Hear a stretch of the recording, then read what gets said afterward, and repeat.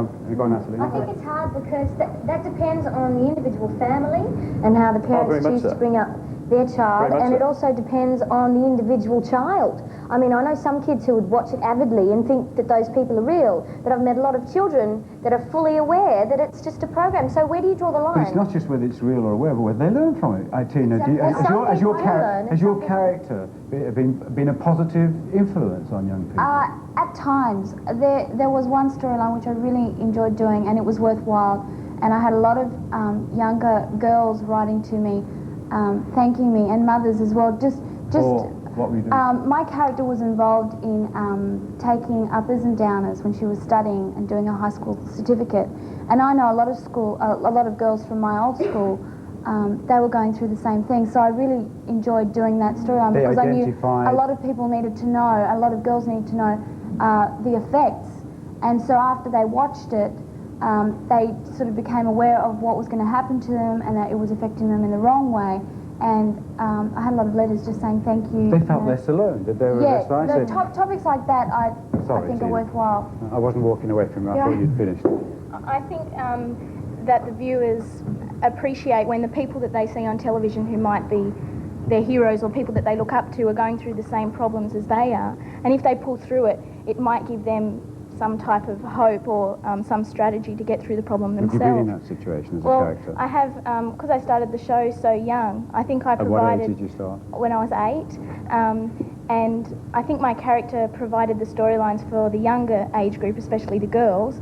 And I had a storyline where Sally started to wear a bra and she went through all this puberty stuff, and I think that... Puberty stuff? Puberty. But I think it was good for the younger girls out there who were going through puberty as well, thinking that this person on television is just like me and they're going through the same thing, so why should I be embarrassed? You're having conversations with your mother about Yes, and it was like I was really embarrassed about it, and then I went down to the kitchen table and said, everybody, I'm wearing a bra, and it was fine. I mean, people might not do that, but you were articulating the kind of problems they were going through. Yes. Did you think that might have helped, Mary, with your family? To hear they've got somebody in real life, because she is real, and it was her. But it was her, may have been her character, but it was her as well. And that they identify, they can learn, they can gain confidence. I think young children are very formulated, their ideas, and we just don't have our young ones watching any soapies at all. What? How old are your children? From 22 down to 10, and particularly our young 22-year-old? And 20-year-old, we asked our 20-year-old, we said, we're coming on today, a 20-year-old, what do you think of some of these shows? And he's seen them at a few friends' places, and he said they're junk. I was going to say, I'm a teacher. No, I'm a teacher. And I actually started watching Neighbours just to find out what my children in the class were on about, and I was amazed at some of the topics that came up.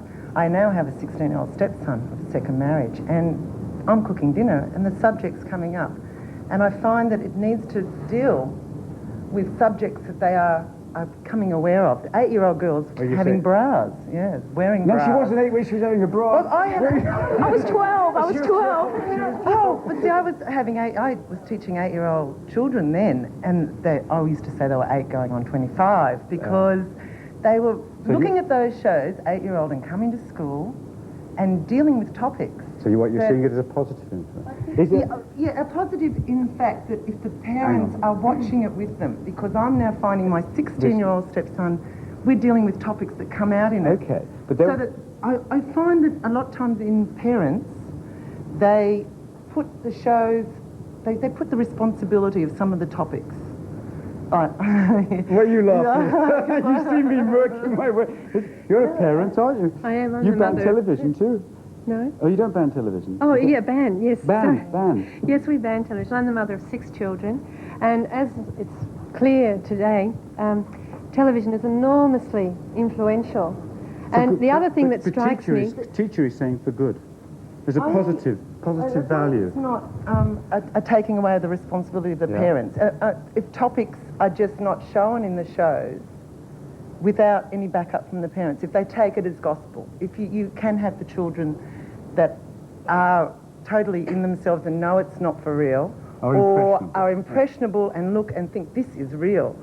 And I think that it needs a lot more parental support with those younger children, and I mean, I'm brain dead watching it at night. The thing that strikes me is this great blurring of drama and real life, and it's not clear whether people want entertainment or whether they want a current affairs report, basically, of what life's about. And the thing is that people don't have to live lives that regurgitate around this turgid sort of, these terrible things that are happening.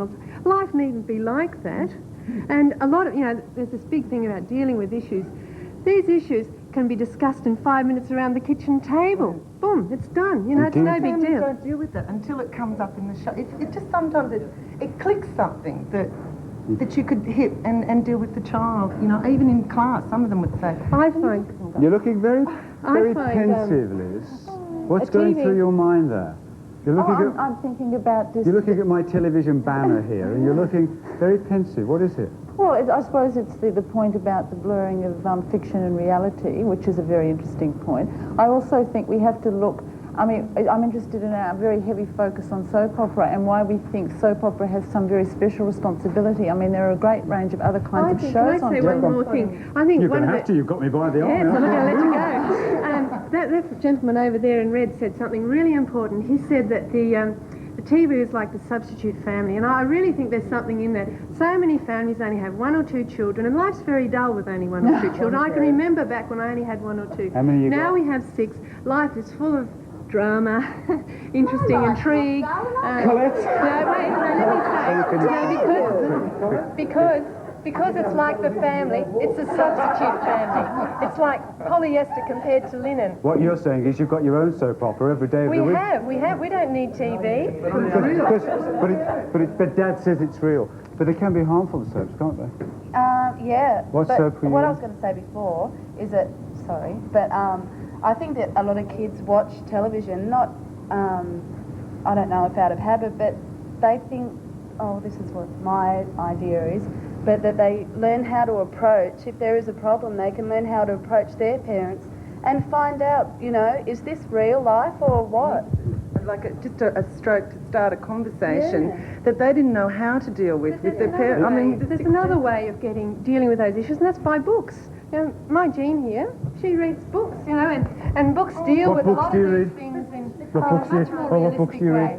I read science fiction and... Science fiction? And Mum's prompting her. Now She's shy. She's not shy. She knows what she reads. Do you miss on the soaps? Would you like to watch? No, Why? because I trust my parents. Mum and Dad have said that But they part wouldn't of want growing me. up is also... How old are you? 10. But part of growing up is also making decisions for yourself sometimes, isn't it? Having to push... Mum and Dad understand what I'm saying when I'm saying this. When you have to push the limits of authority. Do you feel sometimes that you want to be able to make it... You're quite happy with the decision they've made for you? Yes. Fine. Is it is it harmful sometimes? Tell me the soap you were in. Sylvania Waters, and definitely it is harmful. It all started out, fun and everything, but TV is can be very harmful and it can ruin people's lives. Why did it ruin your life? Hang on a moment. What did it do to you? It was real. Everything that we did, we weren't being paid like soap actors and actresses are. We had people coming into our house and filming us having arguments and filming us drinking and smoking, whatever. And people, it was just really hard when you go out and you see people and they know that was really you. That's not an actor, that you weren't portraying a character. And what did it do to you? It caused family rifts. We, watched the program after it had all been done, and editing had caused problems. And there are rifts there that can never be fixed. What kind of rifts? Well, between Nolene and Paul, there was one for 6 months. There was rifts there between him and her, and Paul and I have separated at the moment. We're not saying we're not going to get back together, but it put a lot of strain on our marriage. How long have you been separated? About 5 months. And why have you separated? Oh, a lot of personal reasons, but there was a lot of strain from publicity and from bad press and from families and in-laws. So part of being part of this soap, which is a different kind. It was hard adapting.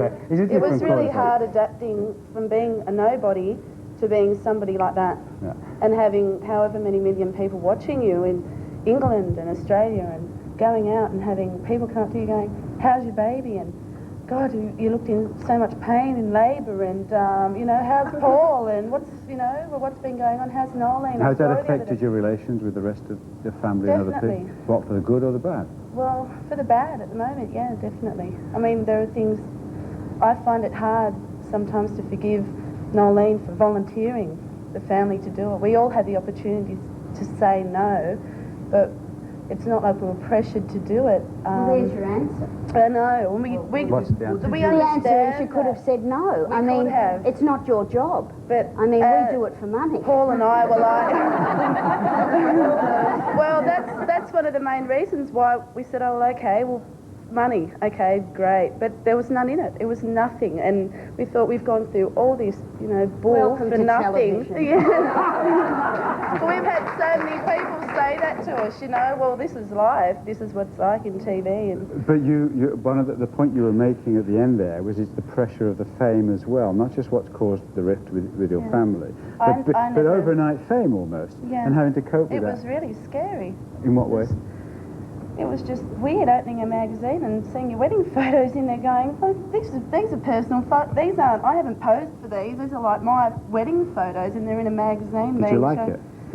Well, at first it was there's an element where you did but, like it. And then I was like, this is getting really personal, having Telegraph Mirror coming around to your house and people coming up and knocking on your door and, hi, can we have a look at the holes in your walls, you know? It was just ridiculous. What did you expect in the beginning? I mean, did you expect it to be all fine and dandy and like this is all fun and games? Yeah, I mean, well, that's how it was put to us, is this is going to do you the world of good. You're going to have a great time. It's going to be fantastic. You're going to be well known throughout Britain and Australia. And we just were gullible.